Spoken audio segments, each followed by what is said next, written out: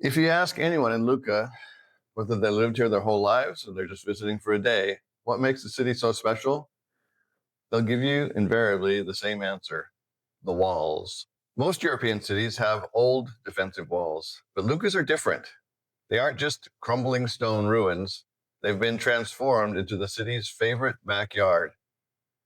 Imagine a massive tree lined park that sits 30 feet above the street, circling the entire medieval center in a perfect 4-kilometer loop. You don't need to imagine it because you can live it. Come to Lucca and see this marvel for yourself. My name is Paul Spinoni. My wife and I have a home about 20 minutes east of here, and we've fallen in love with the rhythm of life in northern Tuscany. If you want to see more of what it's like to live and travel in this part of Italy, make sure to hit like and subscribe so you don't miss my next update. When you're up on the walls of Lucca, you're in a suspended world.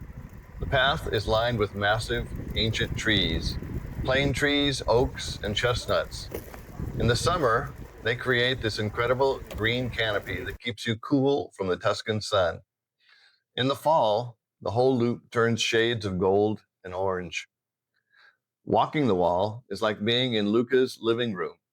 You see it all: locals playing cards on stone benches, couples holding hands, and mothers pushing strollers. You even get a sneak peek into the private, secret gardens of the grand palaces that you'd never see from the street level. Now, if you want the real Lucchese experience, you have to get on a bike. Since it's totally flat and there are no cars, it feels incredibly liberating. You'll see everything from professional cyclists in Lycra to toddlers on ballast bikes and those big four-wheeled surreys called riscio, packed with families. As you ride, the atmosphere changes. You'll hear the church bells tolling from the city of 100 churches, and you'll smell the fresh espresso and baking bread drifting up from the piazzas below. The history here is fascinating too. These walls were built in the 1500s and 1600s to keep out the Medici family from Florence.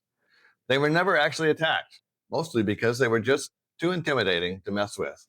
And here's a tip: don't just look out from the walls, look under them. There are these massive underground tunnels called sortite. They were built so soldiers and horses could move around without being seen. Today, you can walk through several of them, like the one at the San Colombano Bastion, and it feels like stepping back 500 years. You don't need to bring your own bike. There are rental shops near all the main gates. A standard cruiser usually costs about €5 an hour, and most shopkeepers speak great English. But if you're a serious cyclist and want to head out into the hills around Lucas, go see my friend Lori Warren at Amici Bici.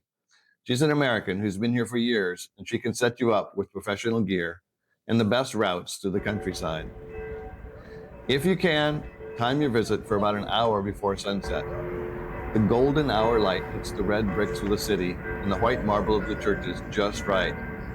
Whether you walk it, bike it, or take a surrey, you haven't truly seen Lucca until you've done a lap around the walls.